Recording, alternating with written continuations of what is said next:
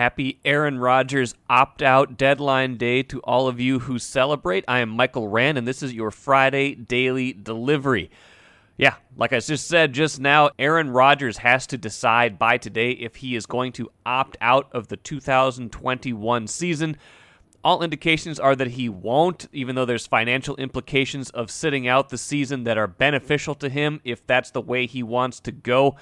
That would be the better route for him to take instead of just holding out and missing the year. But regardless, we're probably heading to a resolution on that, so I want to talk about that a little bit more. Interesting links bit of bookkeeping that people have been asking me about, so I thought I'd explain that a little bit better as well. But first, what did I miss? Well, I had Velle E. Neal on the show today. Going to get him on in just a minute, but I got to mention Miguel Sano. Lavelle brought him up a little bit, but maybe not in as much depth as I wanted to based on just the Thursday game that he played. 0 for 5 in that 8-5 loss to Chicago with 4 strikeouts, and those 4 strikeouts stranded 9 runners on base. Unbelievable, including twice the bases loaded. 4 strikeouts, 9 runners stranded on base. Came up in the first inning when the Twins had a chance to put a dent in the game, struck out. And he came up later in a clutch situation, and the Twins had rallied, gotten things closer, struck out again. 0 for 5 with 4 strikeouts. And again, he's done some better things towards towards this middle part of the season, but by and large, he's become the kind of player where you can't play him. He's become essentially unplayable because, as even though he might run into one every 15 at-bats, the other 14 at-bats are generally of such poor quality that you just cannot play Miguel Sano right now. And I know the offense isn't really the problem with the Twins this season. They've been scoring plenty of runs. If they'd gotten better outings from Kenta Maeda and Jose Barrios against Chicago, they might have taken 2 out of 3 in that series because those games were right there for the taking with better starting pitching. That said, Miguel Sano, can't let him off the hook because this is, this just can't happen. I don't know where they are organizationally with him. And like I said, Lavelle's going to talk about him again in just a little bit here, but I'm pretty much done. I just don't feel like you can trust him going forward to be anything more than a guy who's going to hit an occasional home run. I'm Nyla Jean Myers, Senior Assistant Sports Editor at the Star Tribune. Thank you for listening to Strip Sports Daily Delivery. This work is made possible by our Star Tribune subscribers. For unlimited access to the articles mentioned in this podcast and our coverage of Minnesota sports from pros to preps, go to startribune.com/subscribe. Happy to be joined today on Daily Delivery by Velle E. Neal III. Star Tribune columnist, was in Chicago for 4 days, saw 3 games, had a mystery rainout sprinkled in, saw the Josh Donaldson extravaganza with Lucas Giolito. You did not see the Twins win a game in Chicago, so that's something we got to talk about too. Lavelle, how's it going? First off, it's going good. It's been a long week here in Chicago. I got here on Monday and I'm leaving on Friday, and I feel like I've been here 2 days too long already. Twins probably feel that way as well. Chicago was supposed to be a 4-game series, turns into a 3-game series, but nonetheless, it's a sweep.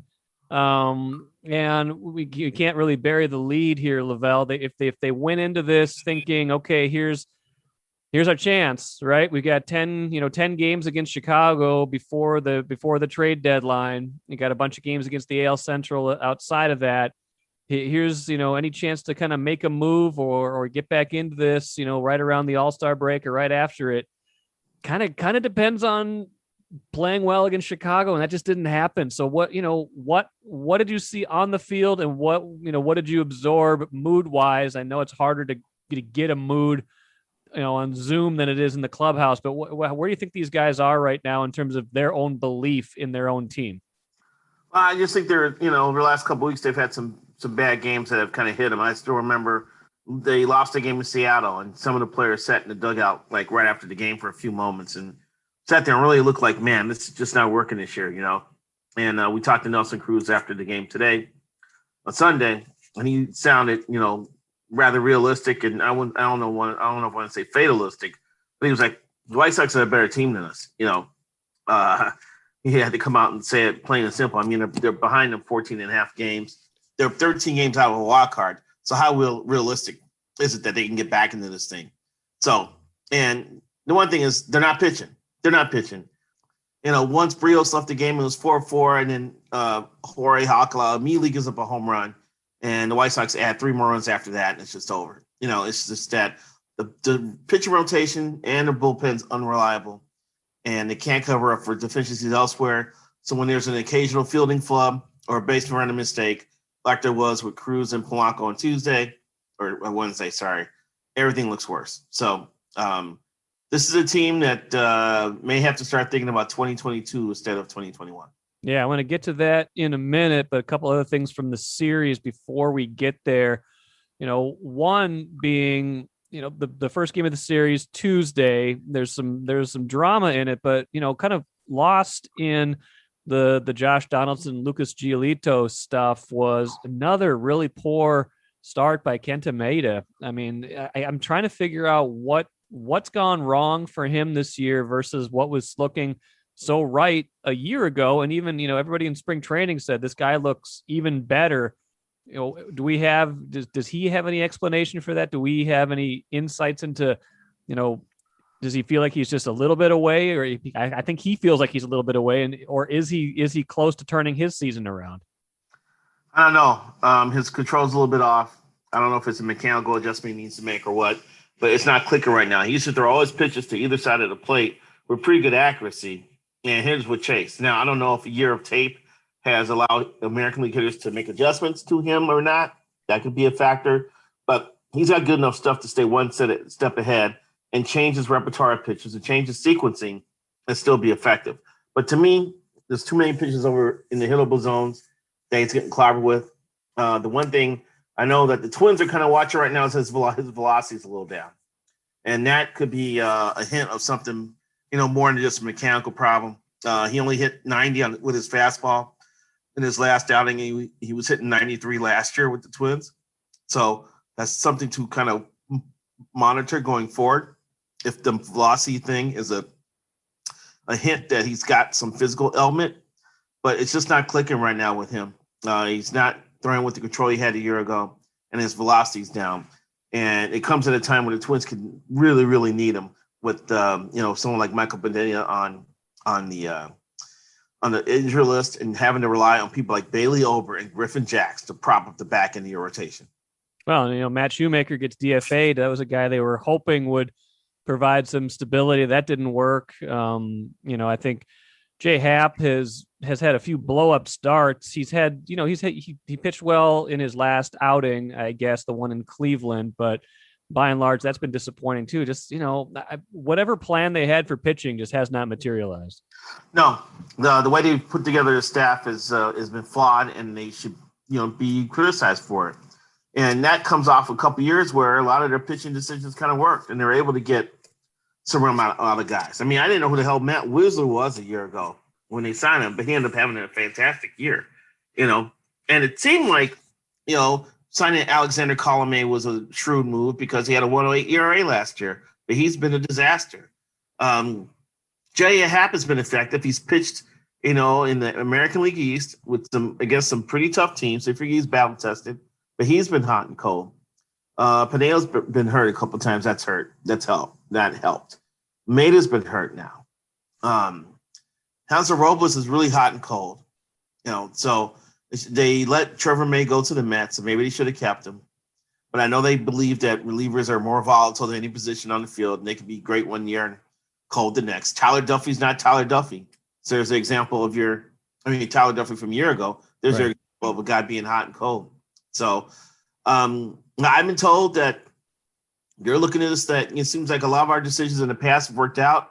This is like blackjack. They think they got a bad run of cards right now at the table. So it sounds like they're going to stick with their data and just try to hit next year on guys for 2022 and not overhaul their whole plan as far as evaluating pitchers. But it would help if they would spend 15 to 20 million a year to just drop a starter who's credible in the middle of their rotation and make it easier on everybody. Yeah, they tried to, Happ wasn't exactly bargain basement, but I think they, what they wanted out of him was probably a little more than his contract would suggest. One guy they're paying a lot is Josh Donaldson. And he's, he homered in the first inning of the first 2 games of this series. But that said, he's also been in the middle of some controversy with the sticky stuff, not being afraid to speak his mind about that, both, originally a few weeks ago, and then again with Lucas Giolito, and just basically, calling out his stats on Wednesday after they had their kind of confrontation on Tuesday. What I want to get your take on kind of how do you think that plays with his teammates, and what do you think, he's just different than a lot of Twins players we've seen, just more outspoken. I'm not saying that's good or bad. It just feels different to me. Yeah. I'm going to say this. One, I think Josh Donaldson's right. Two, I'm surprised that more players haven't jumped in behind Donaldson and said, we're looking at the same data and we see the same 150 pitchers whose spin rates have gone up since 2017. The one thing about covering baseball during a virus outbreak is that we're still not allowed in the clubhouse. Right. Can't saddle up to a pitcher and ask him, how do you feel about this? Do you feel like it's more scrutiny coming down on you, because you have a teammate who's speaking out about this? We don't know exactly how it's going over other than what Donaldson and Rocco is telling us. But I think it's been entertaining. I mean, as a columnist, I love it. I think it's a way of driving up the wall. But, I wish Donaldson never leaves because he's probably good for 5 or 10 columns a year just for his hijinks and his strong beliefs. Because he tripled down the next day after Tuesday, and then he was booed in his first at bat and hit a home run and laughed at everybody as he rounded the bases. So there's something about him and the spotlight and imagining threats to his, his abilities, and he kind of invents enemies and tries to go at him when he plays. But he's right though, and I just saw something that offense is up 7% since the crowd started. So there's something going on here with that. I will also have to say that Jose Barrios' spin rates were down from his season average today. Interesting. That's a good. That's good conspiracy theory right there. We'll leave that one there for the time being. But Donaldson, I think he would play better if they were winning right now. It feels like it sometimes rings a little bit hollow when they're not winning. Yeah, it was so easy because Giolito's argument was, look, at the end of the day, it's a W next to my name, and they're in last place. That was before they met each other in the parking lot after the game, apparently, to which Donaldson made his point about, why are you worried about what I'm saying? I don't care about what you say about me. You're an opponent, And Giolito said, well, you're kind of annoying. He was like, what does it matter to you? And Donaldson is taking that as if he wasn't cheating, they probably wouldn't care what he was saying about Giolito. But the fact that he got Giolito to respond and answer to what he said, to him, it's an admission of guilt. So he feels he's in Giolito's head now. Twins are now 14 and a half games back. Jeff Passan from ESPN.com had a piece where he, noted that the whole league is basically waiting on the Twins to see if they're going to be sellers. Where do you think they stand in all that? And I'm sure these last 3 games didn't help the notion that they're not going to be sellers. Well, I mean, when you have a good team that's gone bad, you've got multiple guys that could be appealing to other teams. Start with Nelson Cruz, a bat that can help a team. Barrios, because he's unsigned. Taylor Rogers, who's a good lefty. Even Donaldson, who could bring leadership and grit if the Twins have to eat some of the salary. And maybe a couple other pieces. Maybe Hanser Robles as a extra guy in someone's bullpen. So that talk's going to come up. I mean, scouts were asking me in Chicago about, are the Twins ready to sell or not? And I was like, they're going to wait until the last minute to make that decision. And 2, they are not afraid to go into next year with Buxton and Barrios on their roster unsigned, because they still feel that they're going to be competitive next year. So for those of you who are hoping for a fire sale, keep this in mind. The Twins think they're going to compete next year, so they're not going to tear this thing down. You may see a couple of tweaks or a couple of moves here. The only thing that could change that is that if someone offers a blockbuster deal for Barrios. But we have to wait and see on that one, because he does have there's a possibility of Jose being the best starter available at the deadline if the Twins decide to sell. And that could motivate a team, that has a lot of resources and maybe a couple of top 10 prospects to be willing to move on. But I'm saying right now, manage your expectations, people. Actually, it's probably a column next week. Manage your expectations, people, thinking that all of a sudden roster's going to get gutted and all this flock of fantastic top-tier prospects are going to come and take this team to the next level. It's not that easy. Well, I get it. I understand the wish to be better next year. And I get, they have Barrios and Buxton under team control for 2022. They lose a certain amount of trade value if they held on to him and things don't work out next season. But what is it that makes them think they're going to be any better next season? I don't look at this roster and say, oh man, they're right on the cusp. They get a few more breaks and they're right there. They're 14 and a half games out and it's July 2nd. Well, they liked most of their everyday roster. The thing is that the pitching decisions didn't make, so did not work well. So, last year they were fifth and they were in the top 5 in the right baseball in ERA, and they won the division with the offense actually not performing that well. It was not this year. The offense is a little bit better, but bad pitching exposes weaknesses all over the field. So the defense and base running and occasional lack of offense, ends up costing them games.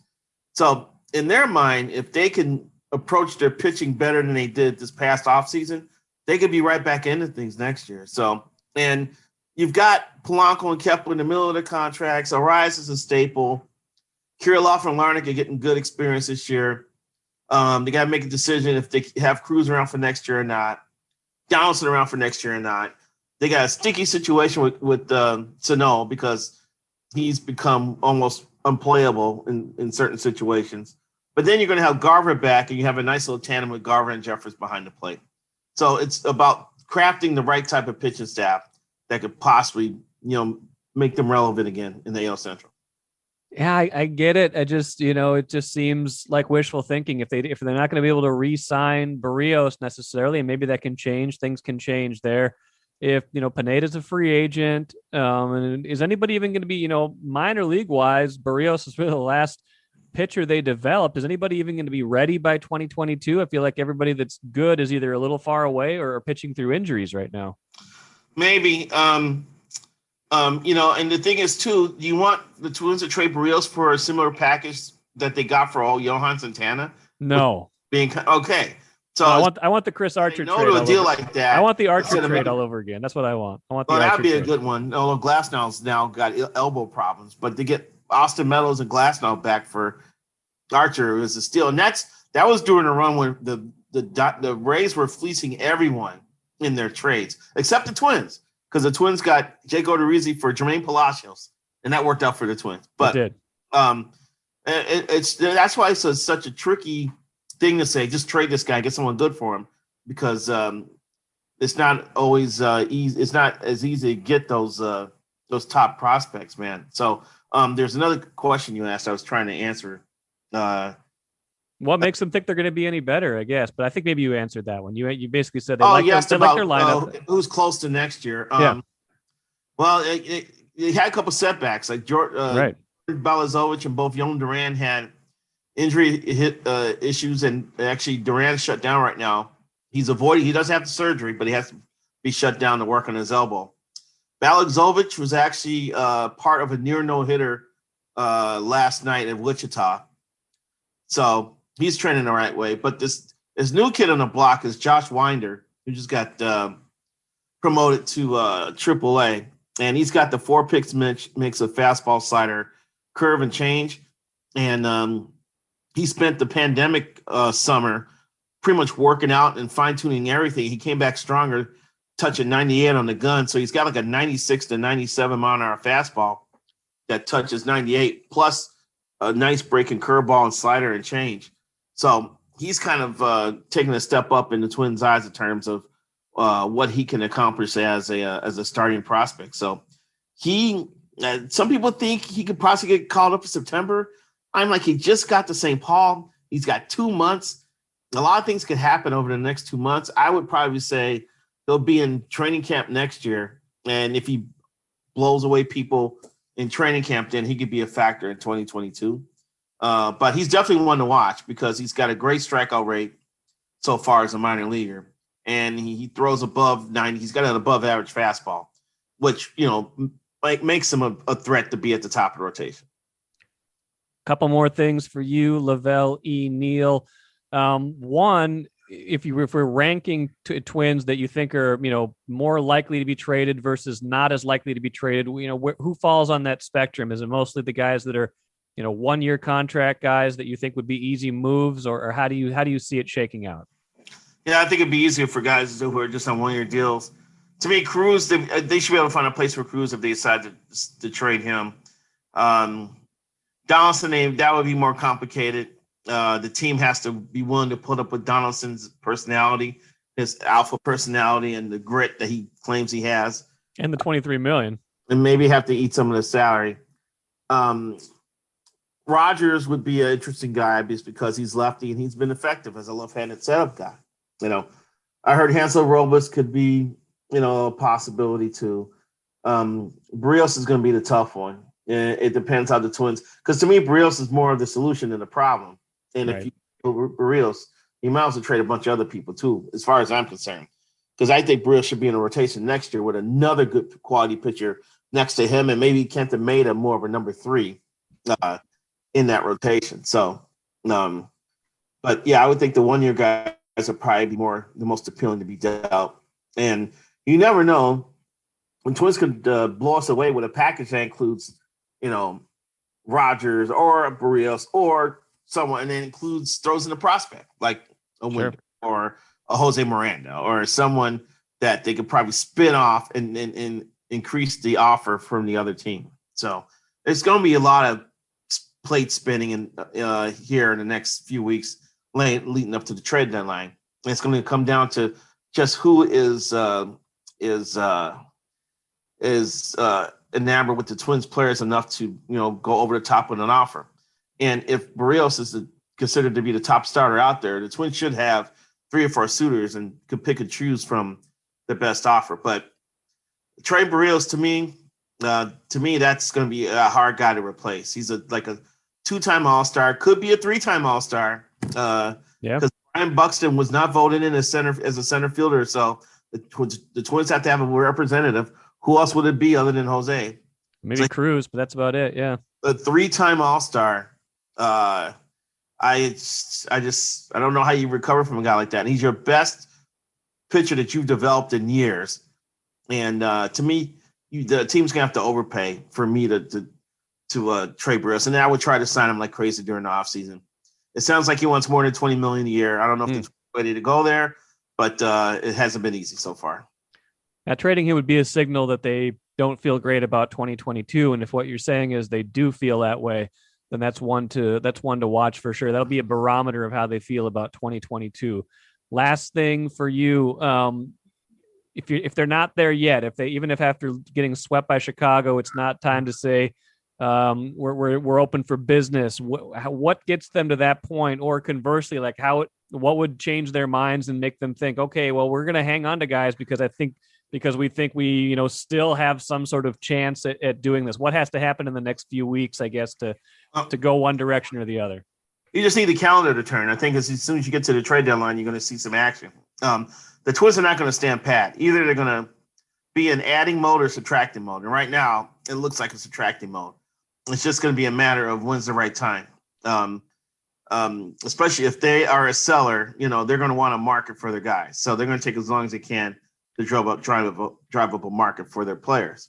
So I wouldn't expect things to heat up till right after the All-Star break, to be honest with you. Okay. Week and a half before the deadline, I think is going to be the crazy period in baseball. Velle E, Neal, great stuff from Chicago. It was an eventful 4 days for you. Get some rest, enjoy a little bit of downtime, and we'll catch you again soon here on Daily Delivery. All right? Absolutely. Thanks for having me. Good stuff as always from Velle. And like I alluded to in our discussion, Jeff Passan from ESPN had a really good piece a couple days ago to kind of looking at the trade deadline, and he spent a lot of time at the outset talking about the Twins, how a lot of teams are waiting to see what they're going to do because they've got a lot of pieces a lot of people might want. Jose Barrios, like Velle and I talked about, he was mentioned prominently in that piece. So was Nelson Cruz. Taylor Rogers' name came up. Twins have some mid-level moves that teams could want to try to make. Guys like Jay Happ, guys like Michael Pineda, Hansel Robles, Andrelton Simmons. And like I've talked about on this podcast before, numerous times, there's nobody on this roster that I feel like is untouchable from a trade perspective, and that should make for a pretty interesting month of July. So like I mentioned at the very beginning, Aaron Rodgers has until this afternoon to decide whether he's going to opt out of the 2021 season. Now, I don't think he's going to do that. I wrote about this last week. Just an interesting bit of bookkeeping, essentially, that because of the COVID era, players can opt out of the season. He would forfeit his salary for this year, but he would probably retain his signing bonus and roster bonuses. So if he's committed to sitting out this season entirely and doesn't feel like the Packers are going to trade him and doesn't feel like he can play for them just in good conscience because of everything that's happened, he could sit out the year, opt out. Basically, his contract just rolls over to next year, which by then I would imagine the Packers would be forced to trade him. Now, it's a pretty devastating option because it would mean he couldn't play this year. It's irreversible. You can't just opt out and then opt back in. Once you opt out, you're out. So that's what, that's the main reason that anybody who's analyzing this says, yeah, would he really do that? But Aaron Rodgers does what Aaron Rodgers does. He's one of those guys where he's very stubborn.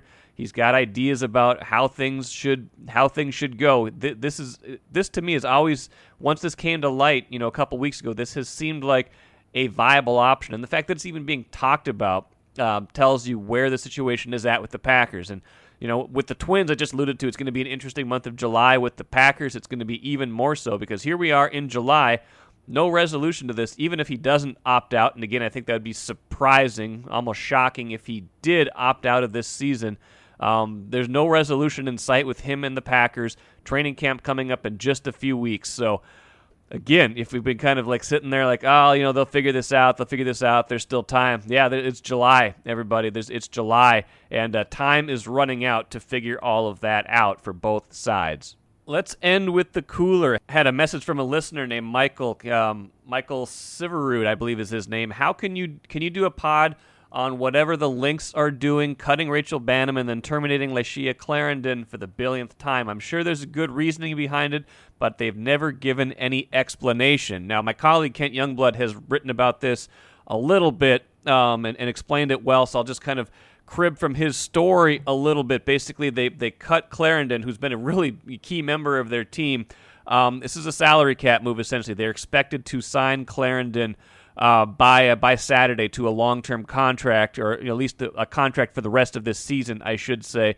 They had to cut Rachel Banham in the process. She is expected to re-sign shortly as well, Kent reports. So basically, all this is a little bit of maneuvering to get under the salary cap, and the Lynx are pressed up pretty tight against it, like a lot of other WNBA teams are. They only have, according to SpotTrack, $92,000 left in cap space out of a cap that goes up to $1.339 million total. Now, some of the things that are helping them on the cap this season, players like Nafisa Collier still on an entry-level deal, Jessica Shepard, Bridget Carlton, a lot of those players not making huge amounts of money, so they're able to get them and keep them for a relatively low price. But they had a lot of injuries that have kind of dipped into their cap. Players who count against their cap but aren't playing a whole lot and aren't but still count against their cap. They're paying Ariel Powers and Kayla McBride, both have cap numbers of $190,000 this season, which is pretty significant in the WNBA, both of them taking up 15% of the cap. And now they also have Karima Christmas-Kelly counting $106,000 against this year's cap. Again, that's according to SpotTrack. That's $106,000 of dead cap money because she is not on this year's team. She was signed in 2019, got injured in 2020, and is not playing for them this season. So that's a factor in where they are with the cap as well. But basically, long story short, is they're going to be able to keep both players. It sounds like Michael, but it took a little bit of cap maneuvering to get to that place because of guaranteed money and things like that. That'll do it for today. Thanks so much for listening all week. No show on Monday. Going to enjoy a long 4th of July holiday. Hope you guys do too. We'll be back at it Tuesday for some fun shows. I think Patrick Royce will be on Tuesday instead of Monday, his usual appearance. Thanks so much for listening all week. Download this podcast, subscribe, write a review, do all those good things. Be safe this weekend, and I'll see you again on Tuesday.